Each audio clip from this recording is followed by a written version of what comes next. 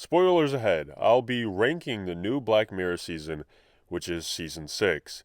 Let's get right into it with number 5 on my list, which is gonna have to go to Demon 79. Demon 79 made no real sense to me. Was this episode supposed to be propaganda to make us like demons or something? The TV show is called Black Mirror, which has to do with the screens of technology, like phones and TV screens. Yet this episode had nothing to do with technology from what I gathered. Maybe the slightest connection to technology was the fear of the Cold War on TV, maybe?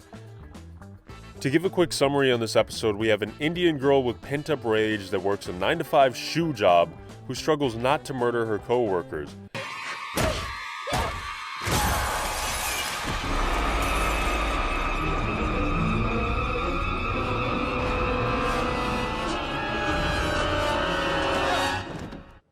Hello, what you want? Like most 9-to-5 workers, and the people she meets all throughout the show. She is finally given permission to indulge in her bloodlust by some demon that comes out of a domino?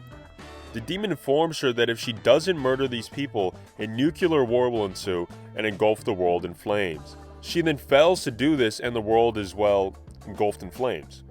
I just don't really get what they were going for. The aesthetics of the episode were cool, but that's as far as it goes for me. At number 4, we have Joan is Awful. This one ranks low because it almost seemed too on the nose for me. We all know about the chat GPT craze that's going on and how AI is going to replace all writers and artists. So being the great writers they are, they make an episode that seems like it was written by chat GPT. And that's not even being mean. I genuinely think that's what they did. It's very predictable, a bit goofy. The only real good thing about this entire episode was Michael Cera. There it is. Holy Christ! And no one's allowed in here! I'm calling security! Here you have this episode where Streamberry, which is just Netflix, has all these crazy permissions to your phone that allow them to track you and make an entire AI automated show of you. The episode then takes it farther and makes AI shows within AI shows. It genuinely seems like something a 10-year-old would write if they were told about ChatGPT. What if you had AI make an AI within an AI? Wouldn't that be so cool? Between number 3 and number 4 is a fairly sized gap of how much I enjoyed the episodes. So imagine number 4 is a deep-fried piece of gum dipped in the sweat left behind on the seats of sweaty Wall Street bankers, and number 3 is a nice frozen pizza. It's good, but you wish it was fresh. At number 3 we have Loch Henry. It was a pretty good episode on the effects of true crime and what that can do to people who are personally connected to the story when it's released in documentary form or even as a show. I'd imagine this episode perhaps takes inspiration from the controversy surrounding the release of Dahmer. I'd also imagine they're making fun of these obsessed true crime fans and the creators of it, sort of displayed through a very clearly quirky leftist character, which we all know are the type of girls that are simping for these killers. The character, Pia Qureshi, really pushes to have this true crime story filmed and put out there, but then it turns out the true crime hits closer to home than she thinks, since it's literally her boyfriend's mom.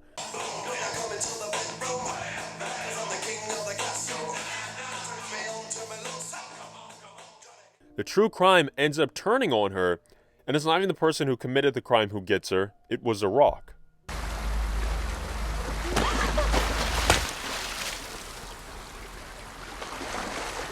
Are you serious right now, bro? Like, are you serious right now? Now, some of you are probably not gonna like this, but I did put Maisie Day at number 2. Why? You howl? Oh! Well, I thought it was goofy and fun. It was a fun episode where you think the entire time it's just about paparazzi being mean to celebs and prying in on their personal lives, and it takes a complete 180 into some supernatural werewolf stuff. It made me burst out laughing as well as induced anxiety because the horror was well portrayed. I get the paparazzi thing, but I'm still trying to figure out the significance of the werewolf twist. Is this episode just revenge corn for celebrities where they wish they could wolf out and destroy the paparazzi? Whore! You piece of shit! Say it to my fucking face! Calm down now.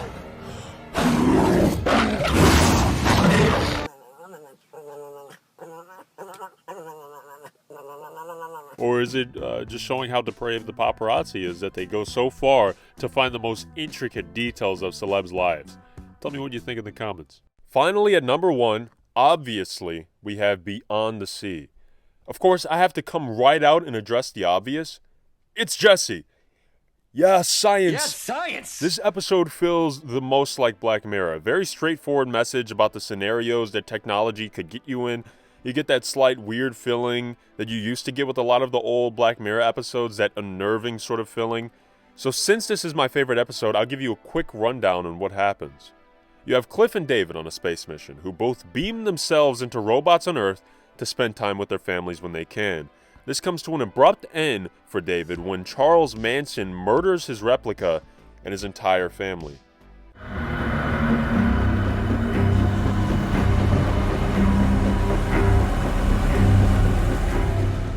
I don't really like how quickly they stop that part of the story though.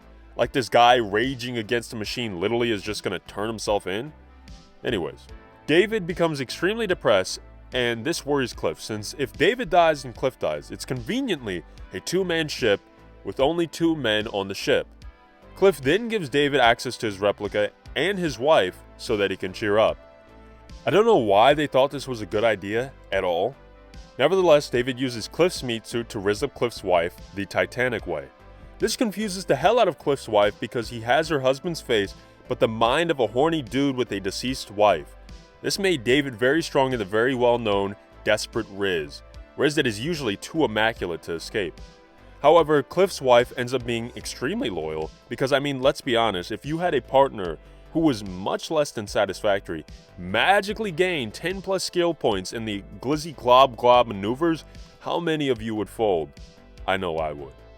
Cliff's wife tells Cliff, and of course, Cliff gets pretty mad and roughens David up a little bit, and gives him a slap on the hand for fulfilling his wife's needs. Now that David not only lost his wife, but a chance to be Eskimo brothers with his co-worker, he of course, like anyone would do, tricks Cliff into leaving the spaceship for a while. He then enters Cliff's meat suit only to massacre Cliff's entire family.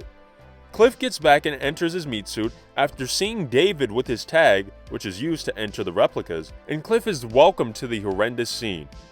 I mean, Aaron Paul cannot get a break from seeing his on-screen girlfriends dying, can he? Just so you know, this isn't personal.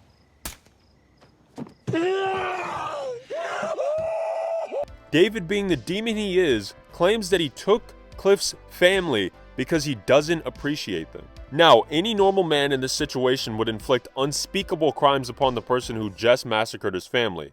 It's not like he can call Doctor Who or the space police to take him away. But oh wait, silly us. Silly us. It's a 2-man ship. So now it's like Jesse Pinkman having to forcibly live with Walter White after he admits that he killed Jane. Overall, this season by Black Mirror standards was just okay. It was a fun watch, but left me with no real existential dread like we get from many of the other episodes. So I give it a 5 out of 10.